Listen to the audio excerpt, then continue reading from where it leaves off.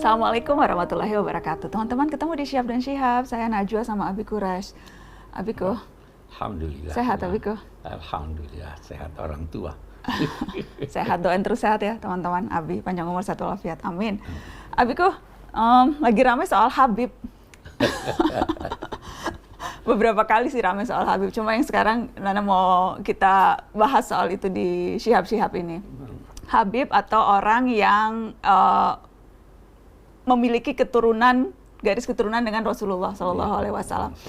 Ramai jadi pusat perhatian netizen, bahkan ada yang juga jadi kontroversi dan pro kontra di mana-mana soal Habib ini, atau orang yang dipercaya memiliki garis keturunan dengan Nabi. Tapi memang kedudukannya seperti apa, Bi? Memang ya ada orang-orang yang punya garis keturunan langsung dengan Rasulullah SAW? Ada. Buya Hamka juga dulu pernah bicara bahwa itu ada, di Indonesia ada. Sekarang begini, kita lihat. Memang ada bangsa-bangsa, ada masyarakat yang memberikan perhatian yang besar menyangkut garis keturunan. Kita berkata sekarang, ratu-ratu Inggris itu ada garis keturunannya. Nah, demikian juga halnya dengan Nabi, itu ada garis keturunannya, ya kan? Hanya memang ada beberapa istilah, ahlal bait, ada istilah al-qurba, kerabat, dan lain-lain sebagainya. Tetapi secara umum dapat dikatakan bahwa garis keturunan, dinamai garis keturunan Nabi itu adalah anak cucu beliau melalui Sayyidah Fatimah dan Ali bin Abi Thalib. Ada orang yang berkata itu kan dari Fatimah, mestinya kan garis keturunan dari laki-laki. Dijawab begini, Nabi menjadikan itu dari Fatimah karena Nabi Isa pun dinamai putra Maryam.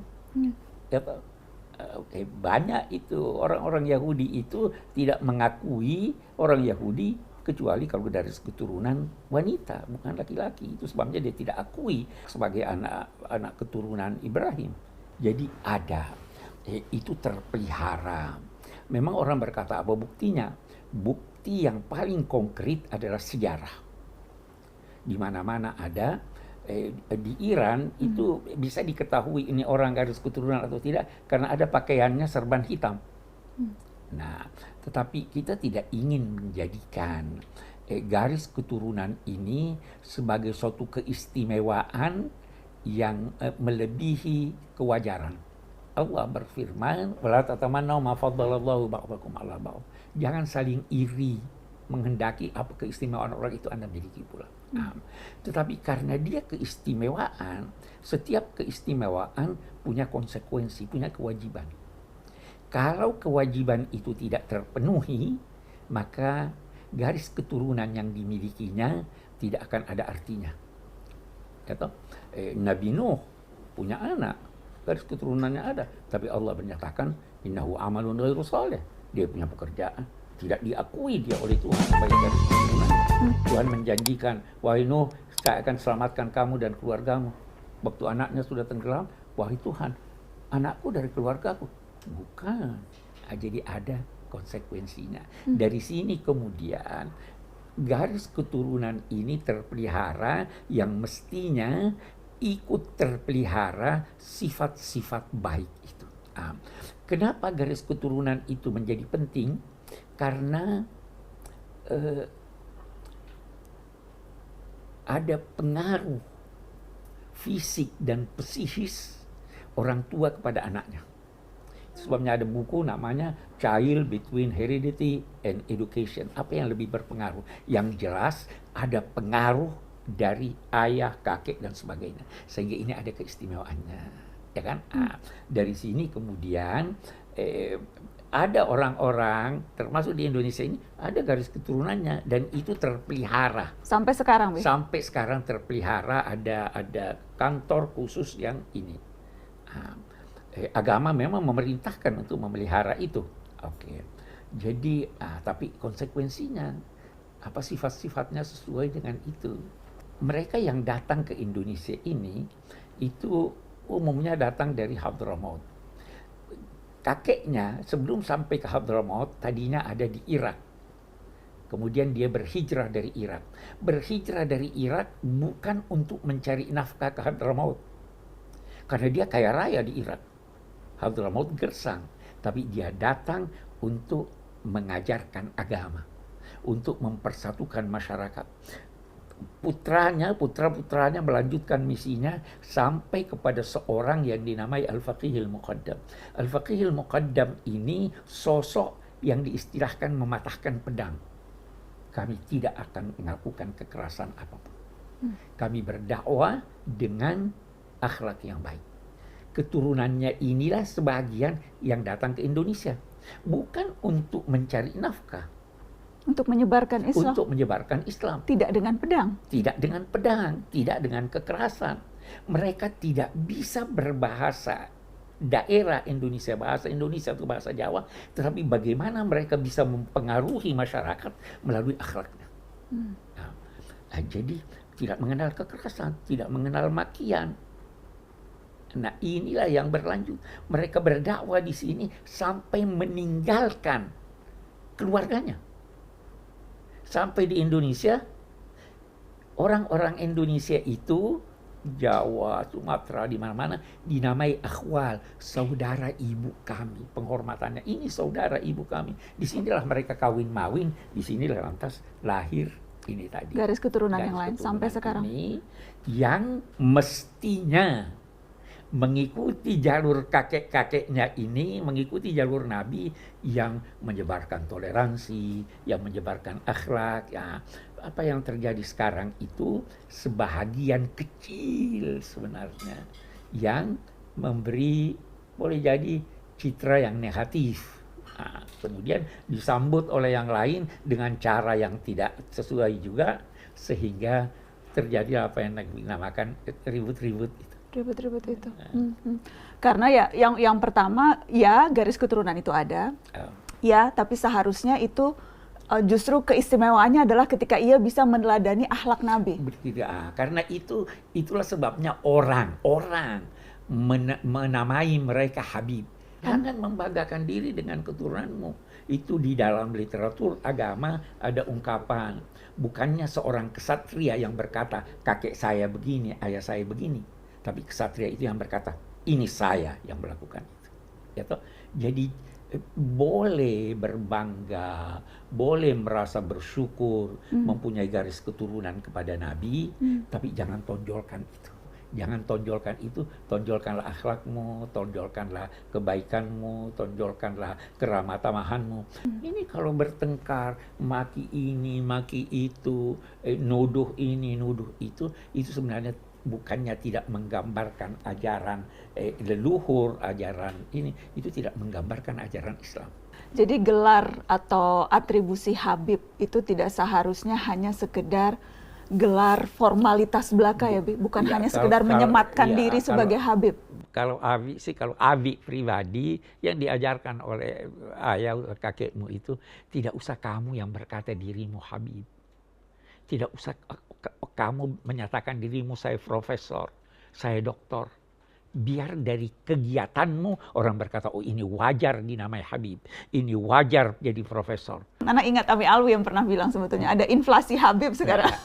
Ya, itu sebabnya Habib Abdullah Al-Haddad berkata, jangan memakai pakaian kebesaran Habib kalau akhlakmu tidak tidak mencerminkan itu. Karena itu berdampak negatif buruk. Nah, jadi kita tidak mau ini apa yang terjadi ini menyerang, ini mengakui jasa saya pernah begini. Itu para penganjur agama tidak pernah mengakui jasanya bahwa dia mengislamkan orang. Karena yang mengislamkan itu Tuhan. Allah. Innaka la tahdi man ahbab. Engkau wahai Muhammad tidak bisa mengislamkan orang, menjadikan orang ini. Yang mengislamkan itu Tuhan. Tetapi di sisi lain, yang lain juga jangan berkata, oh ini datang untuk tujuan-tujuan politik, ini datang untuk tujuan ini. Akui juga bahwa mereka punya jasa. Itu baru bisa kita hidup berdampingan dengan baik. Abiku, tapi apakah memang ada tugas yang khusus di Emban, atau apakah memang keturunan Rasul ini memang punya hal-hal yang spesifik seharusnya dilakukan? Seharusnya dilakukan karena dia menyandang nama Nabi. Ya toh?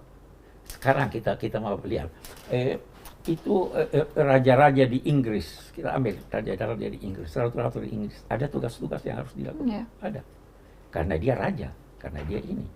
Ya.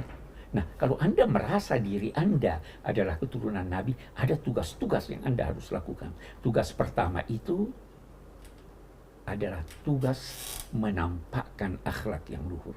Karena Nabi tidak diutus kecuali untuk menyempurnakan akhlak. Kalau akhlaknya tidak baik, kalau akhlaknya maki-maki orang, dia tidak melaksanakan fungsinya sebagai ini. Fungsinya adalah teladan. Ya kan? Fungsinya adalah menyelesaikan problem, bukan menjadi sebab dari problem. Apakah memang ada spesifik ayat Al-Quran yang menyebut kita harus mencintai garis keturunan Nabi? Iya. Nabi berkata, "Qul la as'alukum alaihi ajran illal mawaddata fil qurba."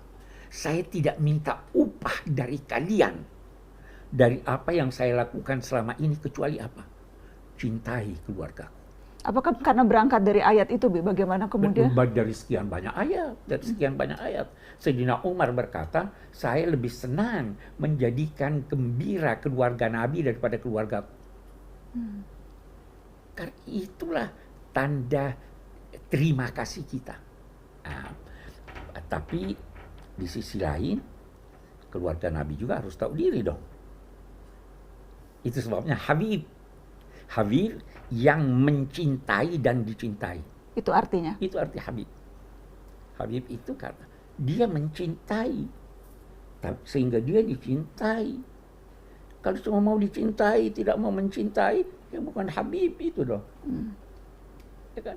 Itu pemilihan kata Habib. Itu kenapa Abi, udah pernah ingat Abi banyak yang sempat membahas kenapa Abi nggak mau dipanggil Habib. Saya belum mencintai. Abi mencintai, kalau Nana boleh dong manggil Abi Habib. Kalau Nana boleh, tapi Nana kalau boleh. jadi kalau ada yang mencintai Abi mencintai itu Habib. Iya, itu baru. Kita harus mencintai masyarakat kita. Dan cinta itu tercermin dalam perlakuan kita yang baik. Kalau menegur dengan tegur sapa yang baik, tidak maki, tidak menyerang dan sebagainya. Itulah yang digambarkan oleh para habaib, para leluhur kita ini. Yang boleh jadi sebagian kecil sekarang melupakan itu. Abi, kalau ada yang nanya garis keturunan Abi cerita juga dong di Syihab. Apa itu?